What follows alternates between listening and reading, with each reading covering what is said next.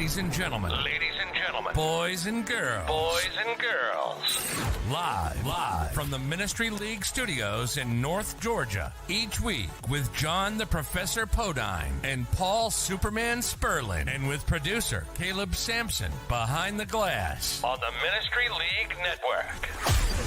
And on all your other favorite platforms, here with all your ministry talk and the latest in news and sports. It's the John and Paul Show live.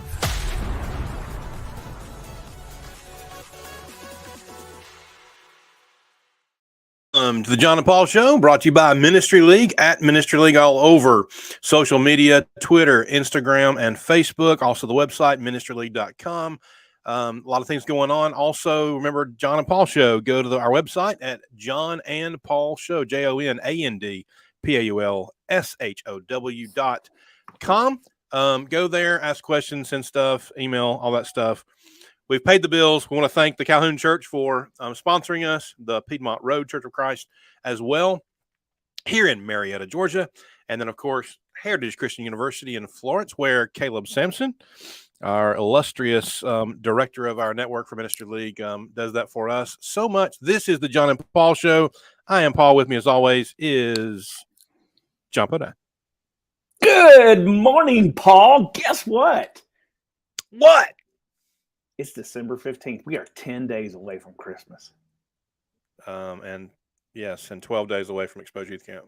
Oh, it's crazy. Christmas time of the year. Woo-hoo. The question is, everybody asks, are you ready for Christmas? Are you ready for Christmas, Paul? I'm ready for Christmas. The question is, are you ready for Exposure Youth Camp? And no. No. Too much going on. It's the most wonderful time of the year. So exposure or okay? It's everything, Paul. I'm just in a happy mood. I've finished that class I was working on. It's all done. You have chapters that have been written. Now we got hotels to deal with, but it is great. I am happy. Are you happy? I'm very happy. The stress is going. I'm ready for it. Let's go.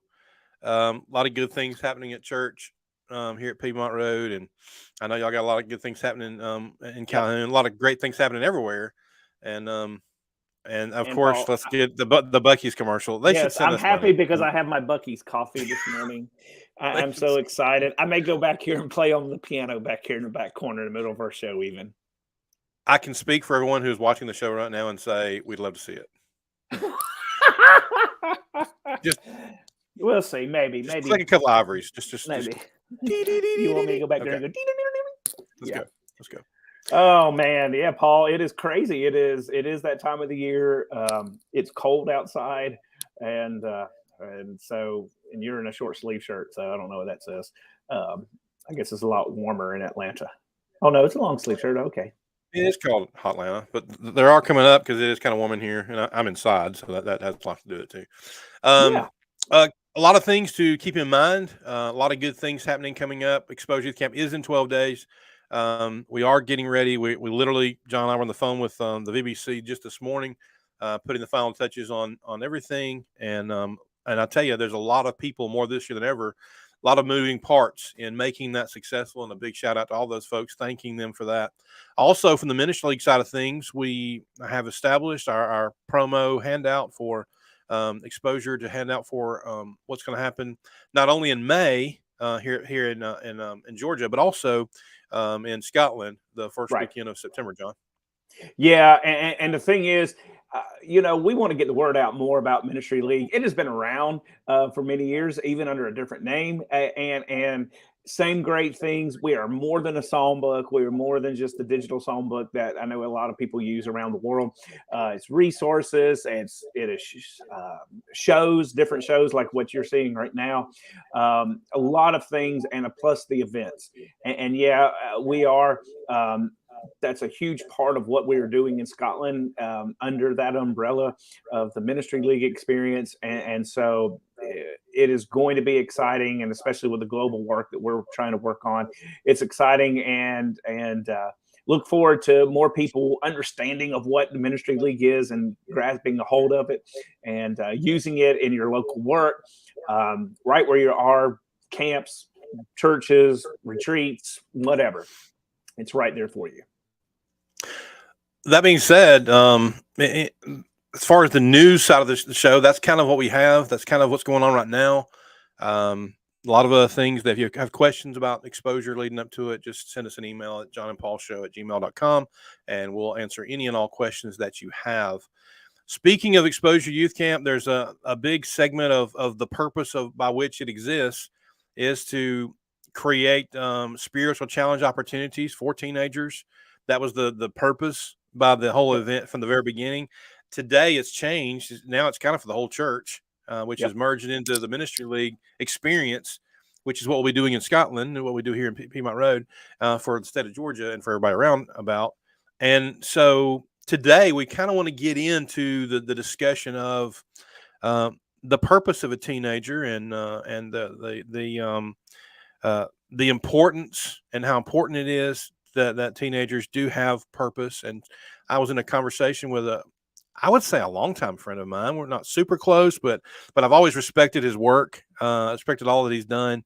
And that is Jason Hart. Jason is a Freed-Hardeman graduate. He's preached in the states of Tennessee and Kentucky for 15 years. And then his words, he stepped up into an opportunity to work in youth ministry, which I love the wording there. Oh, for sure. I mean, you're talking about the foundation of the church, so I get it. But he's now at the Northside Church in Harrison, Arkansas. His wife, Jennifer. They have 3 kids, Daniel, Micah, and JC. And Jason Hart, welcome to the John and Paul Show. Thank you for being with us today. All right. Hey, guys. And hello to all viewers. So here's the question, Jason. Oh. Is it cold in Arkansas right now? We're probably right around 40 to 45 right now. Okay, so cold for us. Okay, that's what we need to know. But it's doable. It's been raining most of the time. Oh, yeah. This past week, man, nothing. Oh, I felt like we're living in Seattle right now. I have ruts in the yard because of where my truck has sunken down trying to get back out. I've had to use 4-wheel drive a couple times just to get out because of the how wet the ground is around the house. I love Jason's response when he first came on and you ran right into him with a question. He said, "Oh, so I guess we're going to start right now." Hey, look, we don't do anything. Let me get on here. Let's talk a little bit first. For Jason, sure, tell us things that our listeners, our viewers need to know about Jason Hart, the things that you're about, the things you're passionate about. In 30 seconds or less. No, I'm just kidding.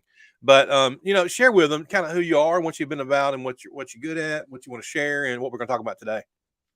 Oh boy.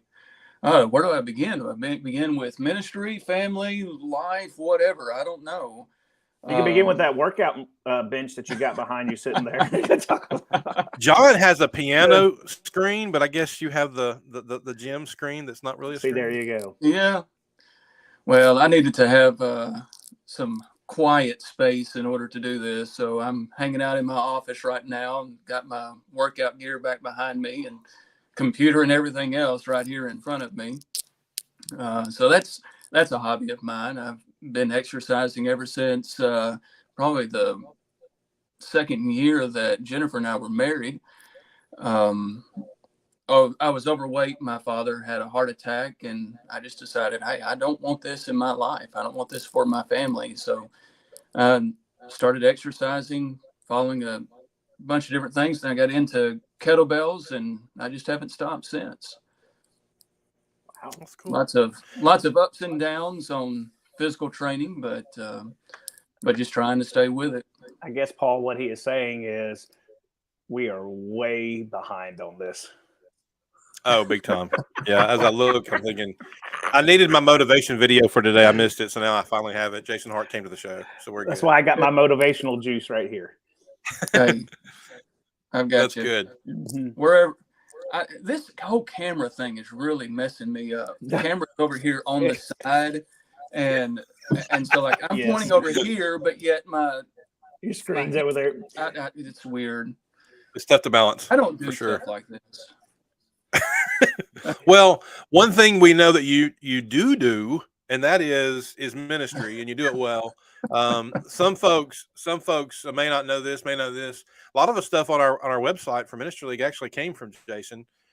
He did Oh, wow. he did some lessons on the Book of Mark for us. We put out years ago, and other things. And in fact, within the past year, we talked about the graphic for the Holy Spirit lesson that you put together that we made available for folks. And so we really appreciate the donations you make, and please continue to do that. And as That we're just about to get reminded into me. this topic, what? I Go never ahead. even I never provided you answers for all of those blanks on that Holy Spirit one. Hopefully, Well, Paul figured that we one think out. our viewers, they need to do a little studying. They need to catch up, and Yeah. so they'll be fine. We'll be good on that. I'll tell you one thing, Paul. I am interested. I would love to hear, Jason, your story. We have a lot of people that watch this that are ministers and our youth ministers specifically. And of course, that's where Paul and I have spent the majority of our ministry work has been Sure. with young people and working with that. And I love how Paul pointed out that you did say in your intro of like you stepped up into youth ministry out of the pulpit. Can you explain that thought process going through? Because there's a lot of people, of course, we believe that youth ministry is just as important as pulpit ministry or anything else. And we don't think necessarily one is more important than the other. But in our world and in our churches, they kind of look at the youth minister as the junior minister. And then when you get old enough, you'll finally step up to the pulpit. Can you explain that process and what you were thinking? Oh, back whenever I was preaching in Murray, Kentucky, at Glendale, Nick Hutchins was the youth minister there. And it was just one of those days. And I told him, I said, you can't pay me enough to be a youth minister. I think God laughed at that.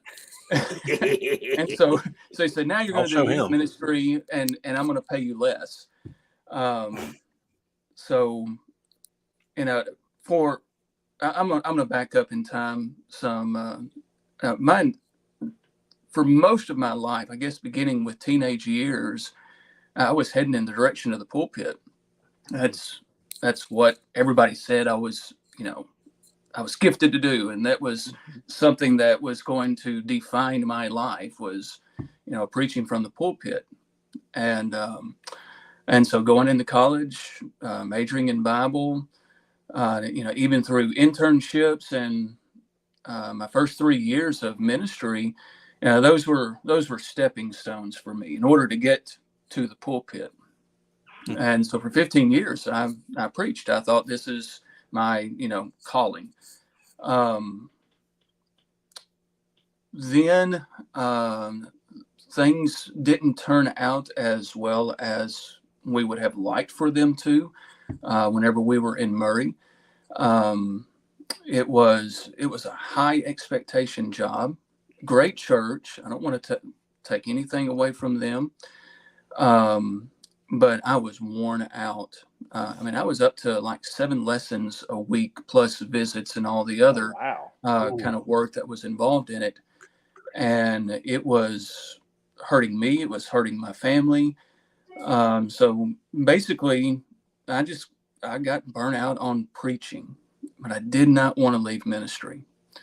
And so in thinking back to years prior to that, when Jennifer and I had that conversation before we were married, I wanted to know, is she on board if I go into ministry?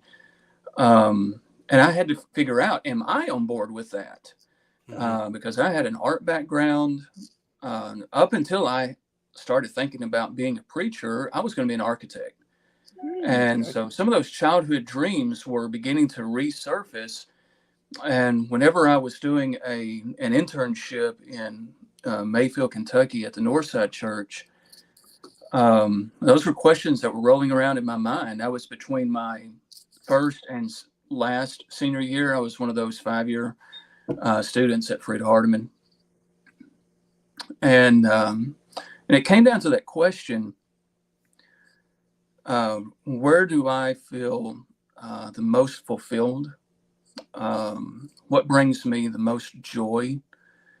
And my answer was, man, I just love being around God's people. And so that sort of sealed it. Well, in my mind back then, that was being around God's people meant being a preacher.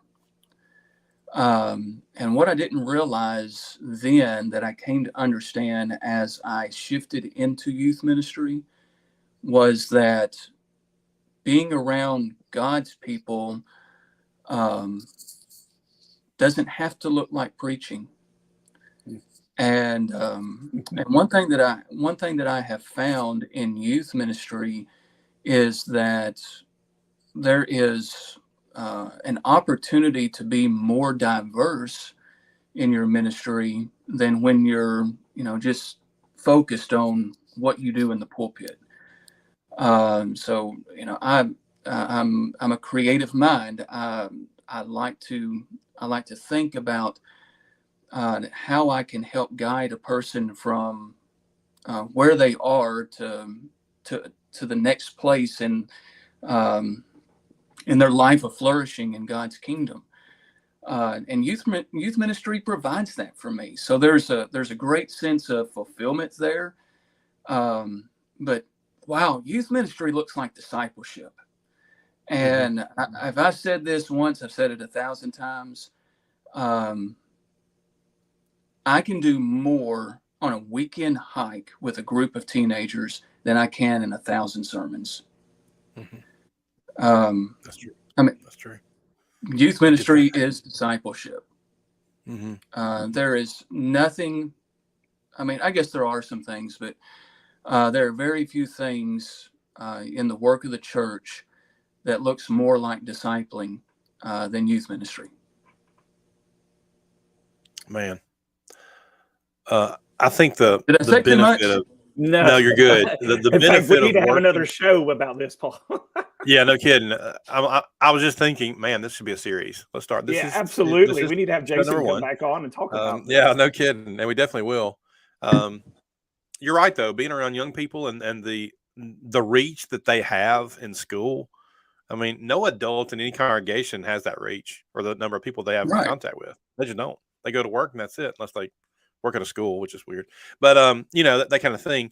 But I like to get to the what I saw you talk about on Facebook about a few weeks ago, and I saw that. I thought, man, we need to talk about this. And that's the purpose of a teenager. That is having purpose, the importance of that.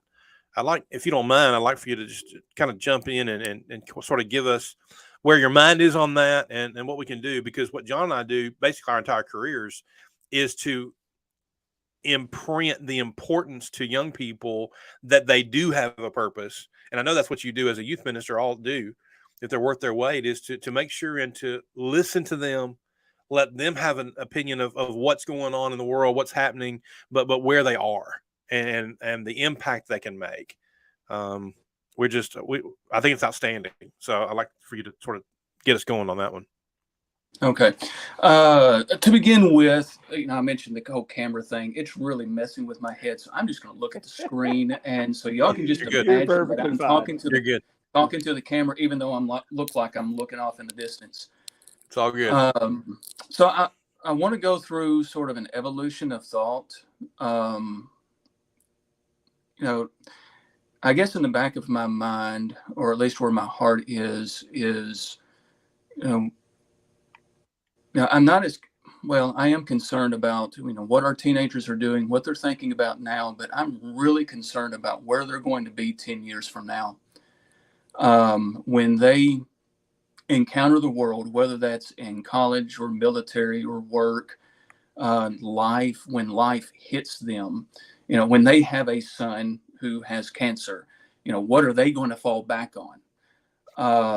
What is the most important thing that they need to know so that they maintain their faith in God? Even when they have questions about that and they have doubts about that, maybe they're angry with God or they're deconstructing their faith. That's a term that you hear a lot right now. Yep. What is that foundation that I want to lay? And so wrestling with those questions and those thoughts, obviously just through studying,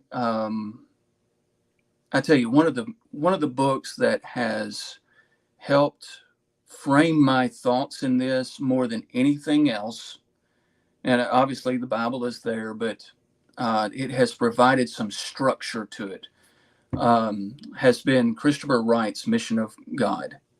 And then there's a smaller book that he's done, The Mission of God's People. And one of the things that I recognized in his book, and he's showing continuity of the mission of God from Genesis to Revelation, are two questions. Who am I and what am I here for? Or to think corporately, who are we and what are we here for?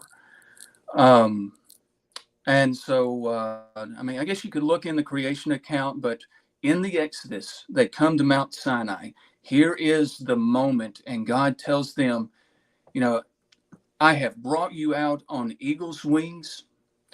You are my treasured possession. Now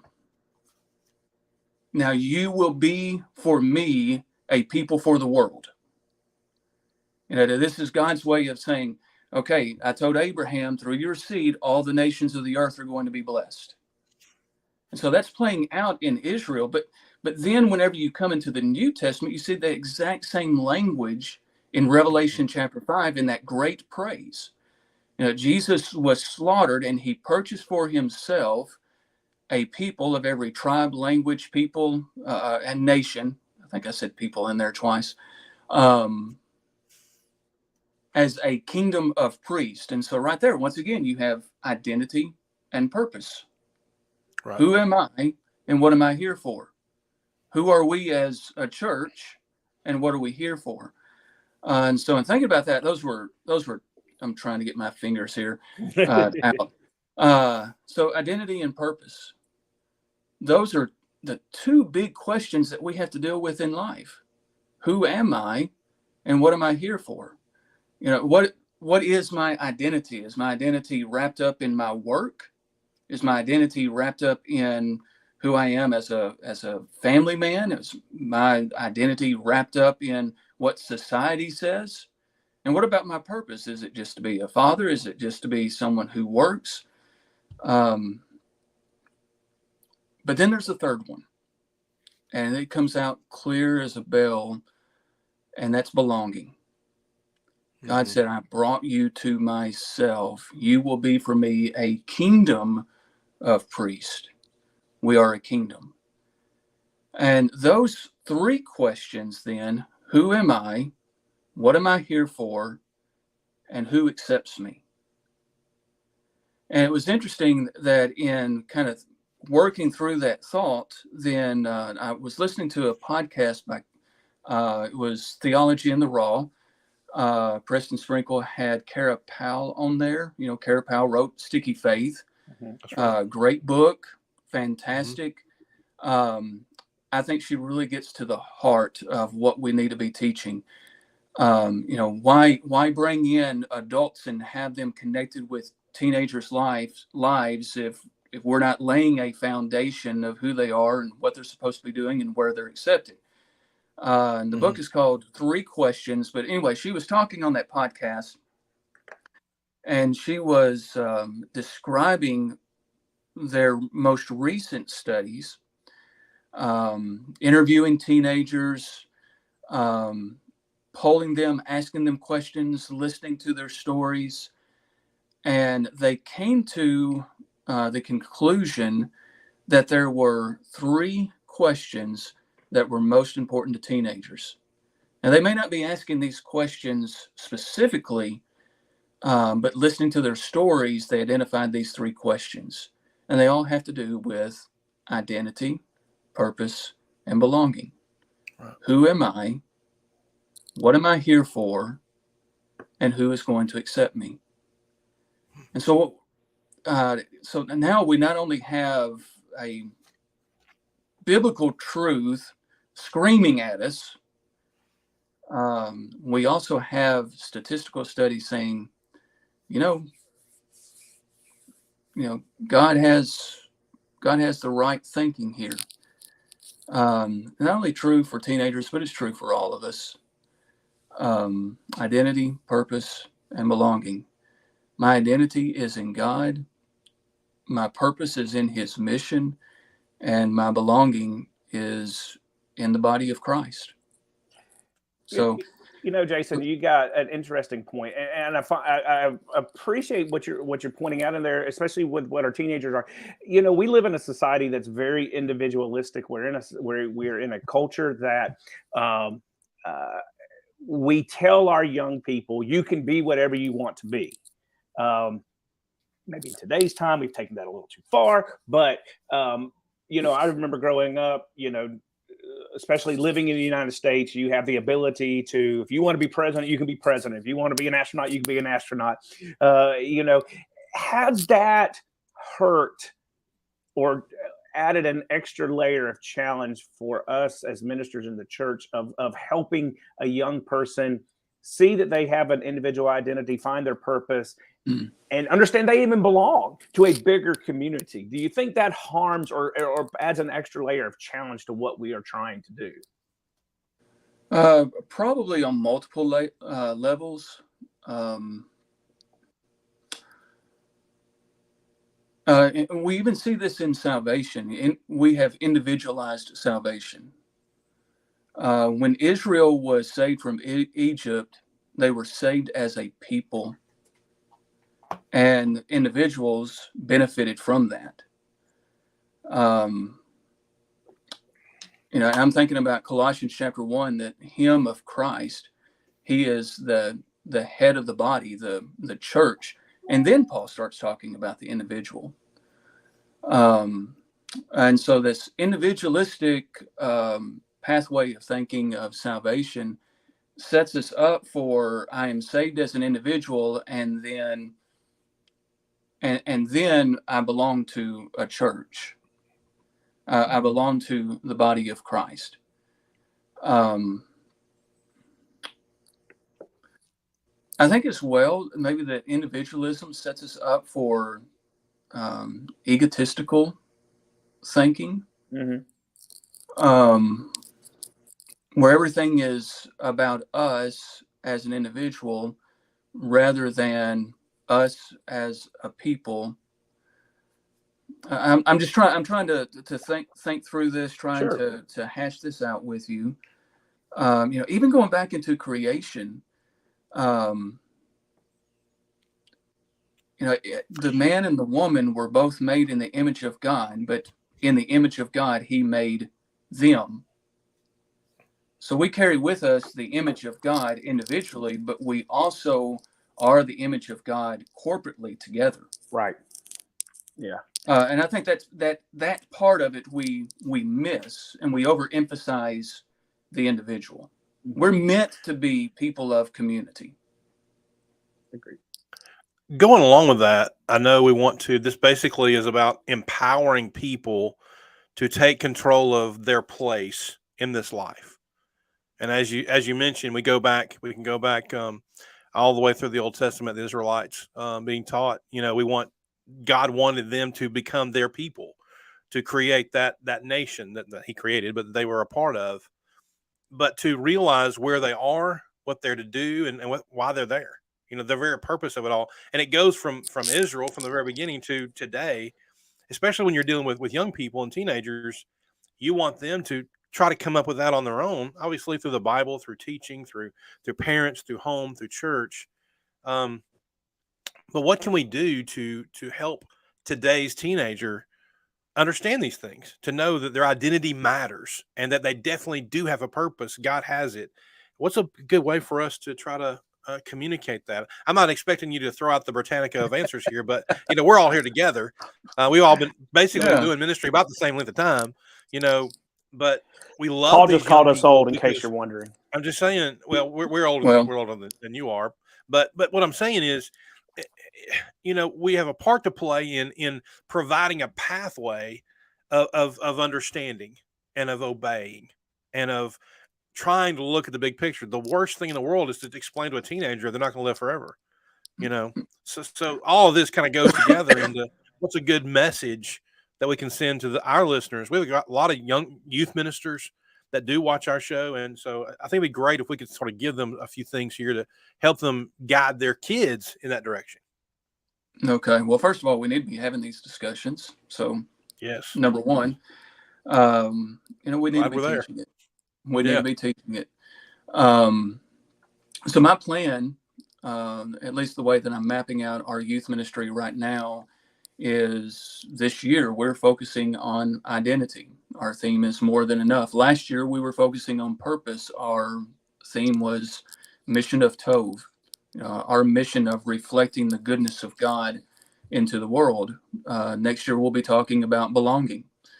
And so as a teenager comes in, as someone comes into our youth group as a preteen or as a teen, 7th grade, by the time they graduate, they will have learned identity, purpose, and belonging, identity, purpose, and belonging. So reinforcing those 3 very important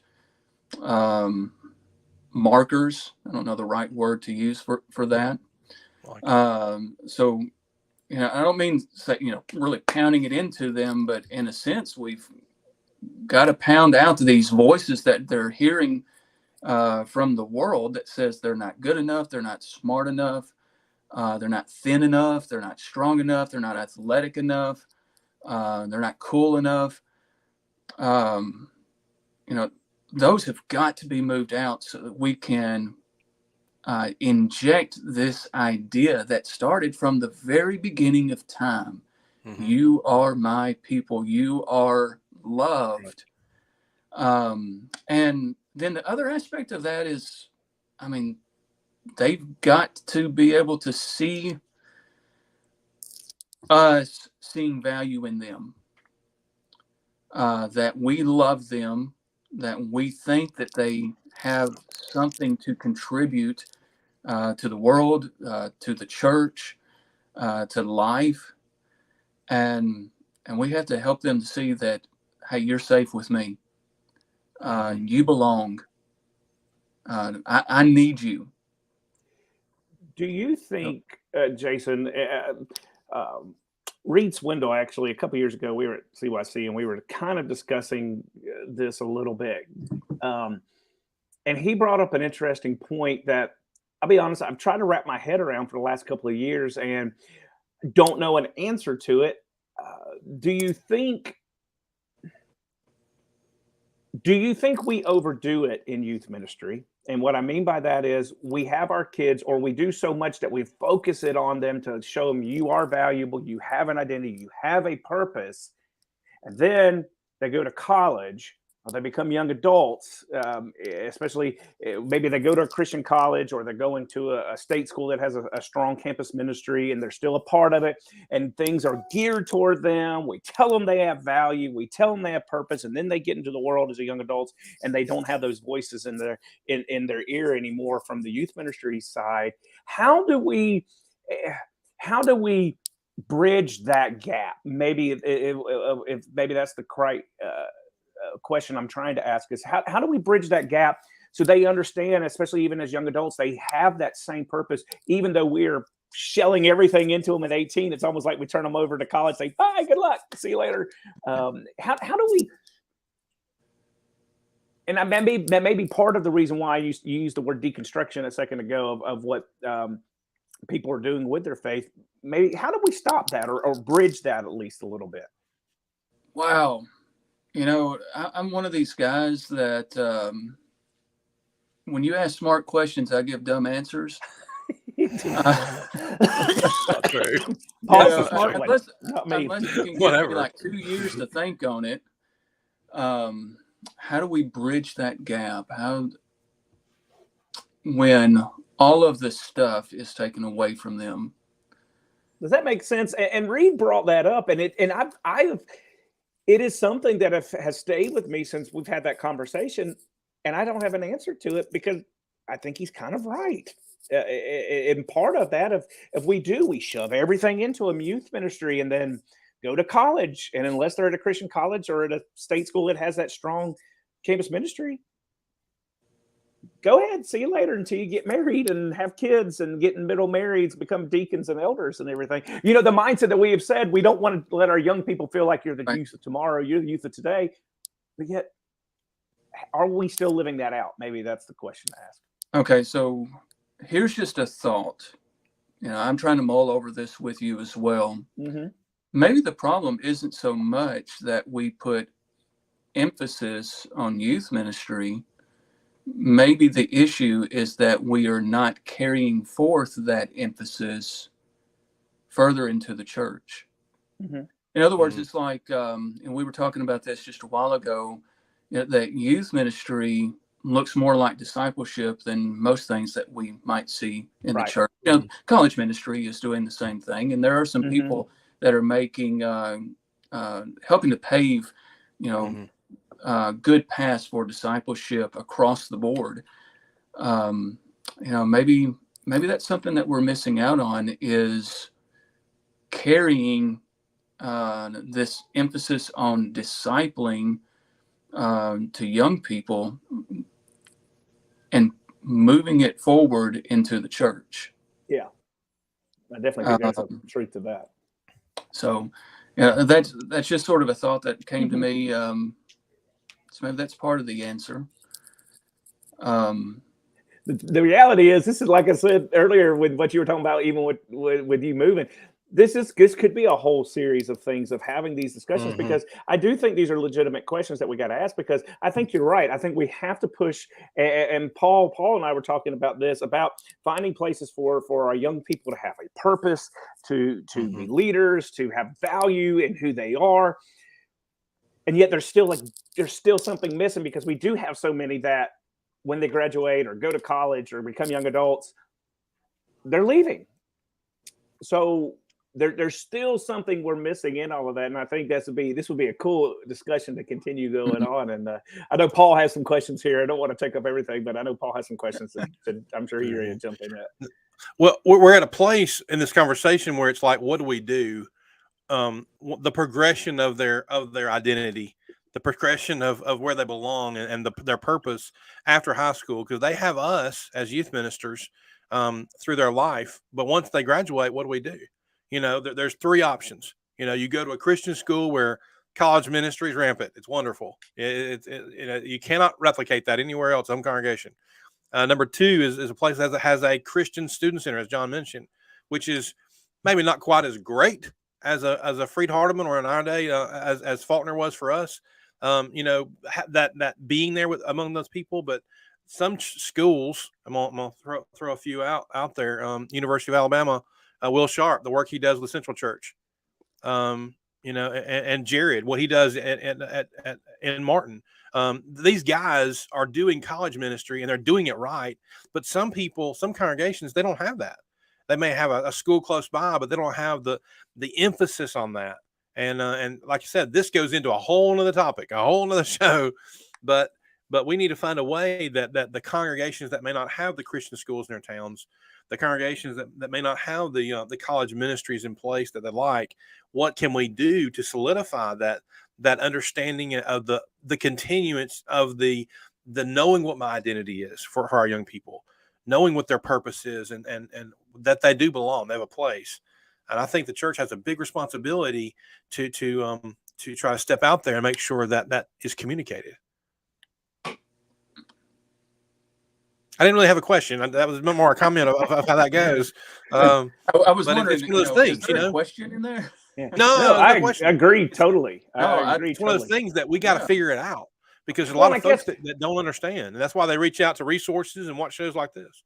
Well, I guess Paul and Jason, you can definitely comment on it. I guess that's where our challenge has to be, that we are instilling in their young people not just their individualistic purpose, but that there is a belonging. And I appreciate so much, Jason, that you brought that in, that we do have the belonging, even though salvation is individualistic. We have our individual, but we are part of a global community, part of the kingdom of God that is collective in nature, that we are together. And maybe that's where we lie, is showing the young people their sense of belonging, not just within their youth ministry, but within the church as a greater entity. Mm-hmm.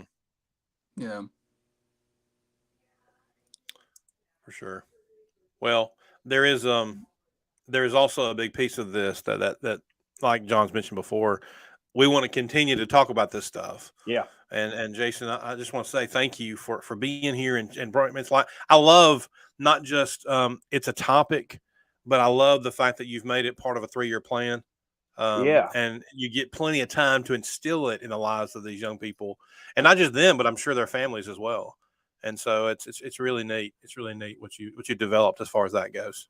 So Jason, is this year 1 that you've installed it of the 3-year plan, or are you in year 2? Well, it actually started with really the 2-year plan, with identity and purpose, and helping them to be able to see that they live in a greater story than one that began on the day that they were born. That's one of the blessings we have of, when we are immersed into Jesus, we are immersed into a story that began at creation, that was on a path of renewal in Abraham and through Israel, and was resolved in Jesus. And so we belong to a much greater story. We don't belong to a story that began with the Revolutionary War. We don't belong to a story that began on the day that we were born, but we belong to this great narrative of God's mission in the world. And so anyway, so it started with identity and purpose, and belonging is just a part of that. We belong to God's story, God's people, God's mission. So I love it. Yeah, for sure. Well, as I said before, Jason, we really appreciate you for being with us today. Got a few more things we got to take care of today, but we really do appreciate you bringing this and being willing to come on here. We'll probably ask you to come again so we can get to some of this other stuff. It'll be fun. That's okay. Definitely. And we want to hear how more dumb answers, right? Well, no, and we definitely want to hear how your progress goes in this plan that you're doing with all this. And also we want to have you come back and talk to the ministers here and just your experience in ministry, and even go into youth ministry and dive in that a little bit deeper. I mean, wow, this is kind of like introductory to Jason. Yeah. And I'll tell you, Jason, if you don't mind, if you have this on paper somewhere, we'd love to share this as a resource. Mm-hmm. I'd like for a lot of folks to get this, to understand how this could impact even their congregations as well. Well, I do have something. It was sort of the proposal to our youth deacons and then to our elders. That was really about this year, but it has just a little bit of information about some of the other things about purpose and belonging. And I don't mind sharing that with you at all. It'd be great. I appreciate that. Man. Yep. Well, Jason, are you a sports fan? I know you are. Yes and no. Since moving here, I've become a Kansas City Chiefs fan. Not die hard, but it's just fun to cheer on a team when everybody else is cheering them on. I haven't become an Arkansas fan yet. You don't go Woo Pig Suey yet? No, I'll go eat it, but. Well, in all honesty, let me say, if you've never been to Arkansas, for anybody who's never been to Arkansas and know where Fayetteville is it really part of Arkansas? Because it's like in that top corner away from everything else, and there's not an easy way to get on the world, isn't it? Fayetteville is an incredible town. And of course, it's more than Fayetteville. It's Bentonville and Rogers and all of those towns up there. But to get there is not an easy way. No, there is no easy way around it or through it or anything. It's sort of like it's cut off from the world. It's like once you get there, you can't get out. Yeah. We should go, Paul. Yeah, definitely. Let's go do a show from Fayetteville, Arkansas. Come on up. I'll take you hiking. There you go. We've got great. We're up in the Ozarks. This is my wife. She grew up in Arkansas, and when people say, "You're from Arkansas?" she says, "Yeah, but I'm from the pretty part." And Oh, it's no. beautiful. It's beautiful up here. Yeah, We've it got is. some mountains It around is. us, and we love it here. It's a great town. Good. Wonderful people, and just the scenery around us too is beautiful. That's great. Well, this is the time we do enter into the sports part of things. We got some baseball news to talk about a little bit, and some basketball news, and I guess John, maybe a little bit of football. We got to talk some football. Come on, Paul. Early signing day is next Wednesday. Yeah, and who's leading the charge in the rankings on the class? Who's number one? Who knows? They change every other day. So today, the University of Alabama is ranked number one in the nation, and Georgia is a close number two. I don't think they'll quite get there, but it is what it is. Some folks they'll just never go away, will they, John? You thought you were humbled after Tennessee lost this year. Apparently not. Apparently not. Well, word has it that Dansby is going to Los Angeles. I mentioned it at the beginning, and I figured that he would. They're waiting until he gets back from the old honeymoon before they start saying much about it. But anyway. with the way the shortstops have taken the money and really raised the price up, there's no way the Braves are going to give him $200 million. They should have taken the $6 million, 140 probably, and 6 year 140. They didn't. Now he's going to get the $200 million payday at least out of Los Angeles. And it is what it is. I hope Vaughn Grissom is what apparently he had a workout with Ron Washington, Paul, and Ron was singing his praises because Ron's been working with him over in the off season. For those who do not know, Ron Washington is the third base coach that you see always going crazy down on the sidelines, but he is a maestro when it comes to teaching infielders how to field and working with them. And so fabulous. And let's just hope that what he's saying is correct. Yep. Reunited Sean Murphy with Matt Lana. That's an interesting Matt Olson trade there. So yeah, I wasn't expecting it. I think he and Wild Bill probably have equal numbers as far as their hitting goes, but it is what it is on that. Definitely interesting in that. One thing I appreciate is Travis d'Arnaud. He reached out to him and right away. I saw that. And I thought that was classy. That's classy of a guy. And I hope the Braves don't get rid of Travis. Hope they stick with him. For sure. Yeah. Anything else? Anything else you got?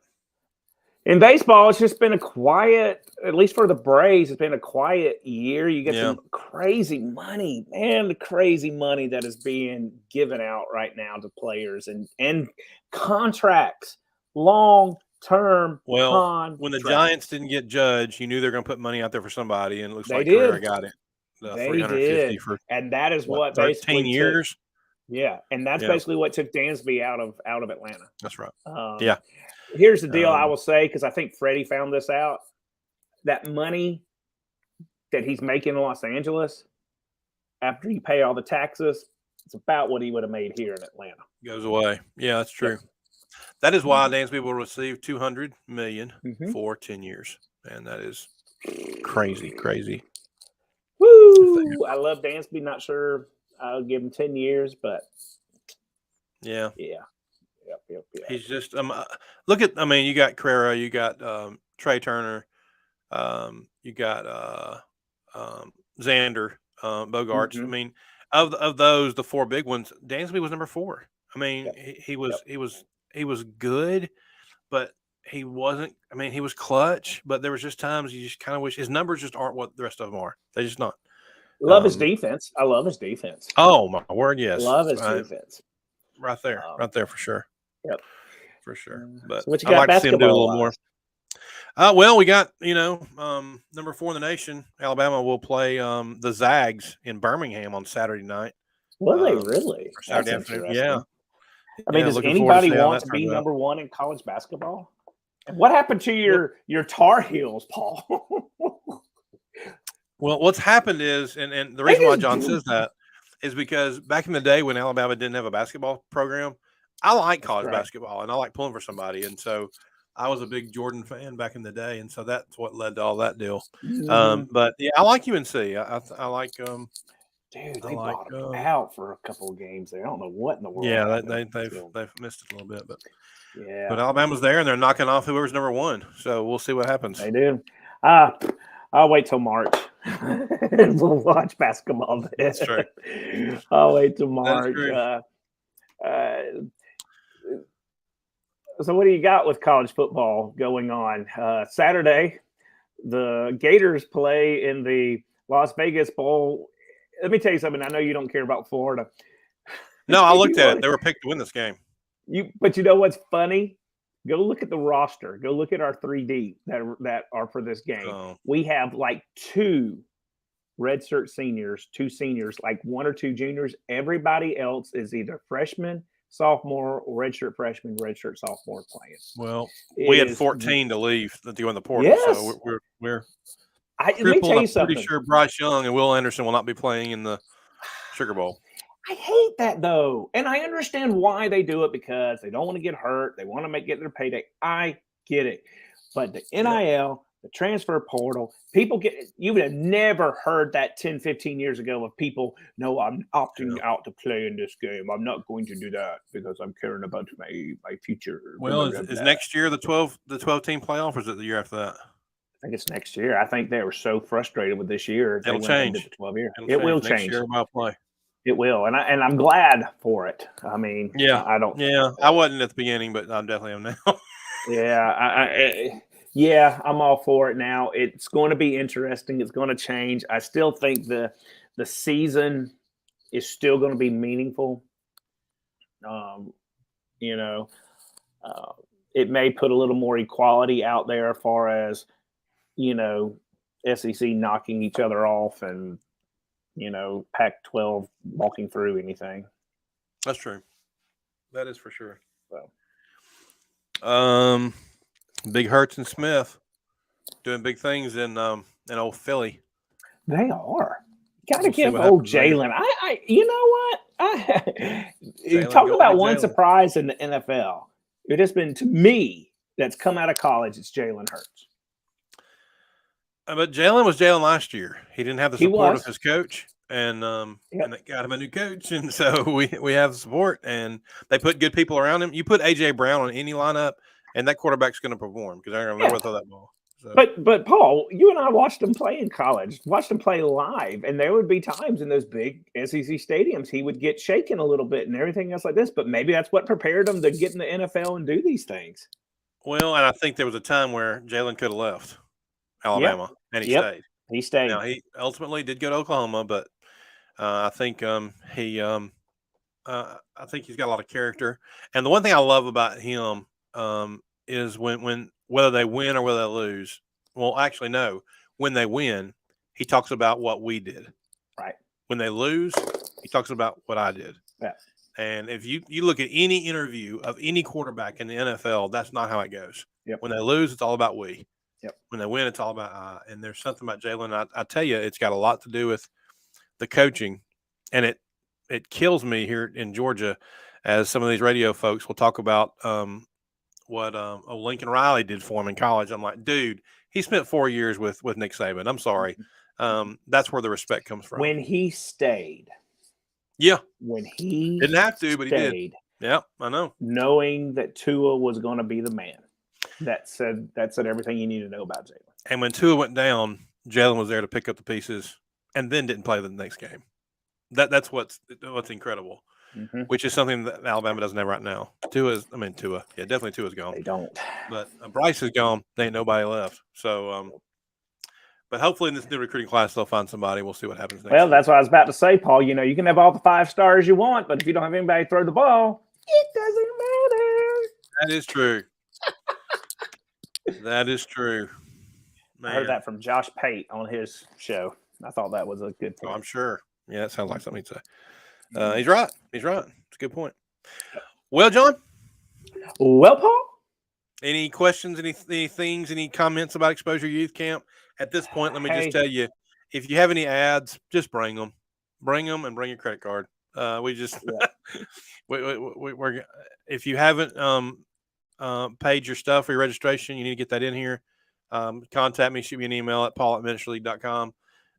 Any questions you have at all, you can send to me or go to hello@eyc.camp. Let us answer your questions leading up from now to then. We're here waiting to help you if we can. But we are locked in. And to those people, if you waited this whole show to find this information out, God bless you. Yes, an email is going out this afternoon to tell you what hotel you're in the embassy. It'll happen today. It'll also be listed on the website at eyc.camp. And you know what, John? I'll probably also put it in the EYC social media handles as well, and possibly in ministry as well. Yeah, I guess this will be our last show. This is going to be our last show, I guess, heading up for the Christmas break. Are we doing a show next? No show next Thursday. I'll probably be out. Yeah. That's not this. Okay. No. This is it. This is it. I guess we may do like a little quick thing on the 26th or 27th. Yeah. Leading up. But yeah, man, this is Merry Christmas, everybody. And the one question we didn't ask Jason Hart that we probably should have, and that is, what can we do to get y'all to come to Exposure Youth Camp? That kind of thing. Maybe next time. I know he's there listening. We'll get a chance to ask him sometime, I'm sure. Yeah, maybe we should have there. So it is what it is. But I will say this: a big thanks to Jason Hart for the time he took. Absolutely. And coming here today, sharing with us, and we look forward to that next time. Yeah, thanks so much. Great guy. God bless you and your work, and all of you that are in ministry, youth ministry, working for God's people in God's kingdom means so much. John, you got anything else? Paul, Merry Christmas. Merry Christmas, everybody. For John Podein, Jason Hart, and Caleb Sampson, this has been the John and Paul Show. Thank you for being with us today. Go to ministryleague.com. Check out all the resources. Download the app. It's free. It's got more than a songbook, folks. All kinds of stuff. Go to Exposure Youth Camp and Ministry League. Thank you for watching the show. Take care. God bless.